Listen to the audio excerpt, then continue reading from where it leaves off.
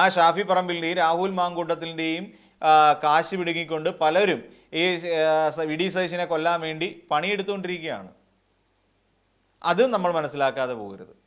ഇനിയിപ്പം വേറെ കനാദം എന്ന് പറയുന്ന ഒരാളെ ഹർഷൻ കനാദം എന്ന് പറയുന്ന ഒരാളെ ഇവിടെ കൊണ്ട് ഇറക്കിയിരിക്കുക കോൺഗ്രസിനെ രക്ഷപ്പെടുത്താൻ.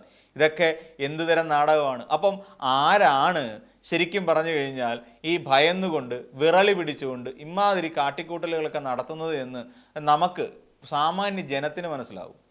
അതിനുവേണ്ടിയാണല്ലോ ഇപ്പോൾ ഒടുവിൽ ഷാഫി നാടകവും അരങ്ങേറിയത്. ബേബി മെമ്മോറിയൽ ഹോസ്പിറ്റലിൽ പോയി അടിയന്തര ചികിത്സ നേടിയത് ഏതാണ്ട് 10-35 കിലോമീറ്റർ ട്രാവൽ ചെയ്തിട്ട് ഒരു ജനറൽ ഹോസ്പിറ്റലിലോ ഒരു ചെറിയ ആശുപത്രിയിലോ പോലും കയറാതെയാണ്. അപ്പോൾ മൂക്കലിന് ഭയങ്കരമായി പൊട്ടലുള്ള ഒരു മനുഷ്യൻ അതിനിടയ്ക്ക് ഒരു ആശുപത്രിയിൽ പോലും കയറി പ്രാഥമിക ചികിത്സ ഉറപ്പാക്കിയിട്ടില്ല എന്നുള്ള കാര്യം നമ്മൾ മറന്നു പോകരുത്. നേരെ ബേബി മെമ്മോറിയലിലേക്ക് വന്നു.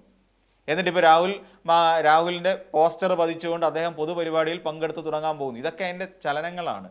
ഇപ്പോൾ കോൺഗ്രസ്സിലില്ലാത്ത ഒരാൾ, പാർലമെൻ്ററി കക്ഷിയല്ലാത്ത ഒരാൾ ഇദ്ദേഹത്തെയൊക്കെ വളർത്തിക്കൊണ്ട് വരാൻ നടത്തുന്ന പാടെ ഭയങ്കരം തന്നെ. എന്നിട്ട് പറയുകയാണ് DYFIയുടെയും CPMൻ്റെയും പ്രാധാന്യം കുറഞ്ഞു പോയത് കൊണ്ടാണ് CPM ഇമ്മാതിരി പണി കാണിച്ചുകൊണ്ടിരിക്കുന്നതെന്ന്. ഉളുപ്പുണ്ടാവണം.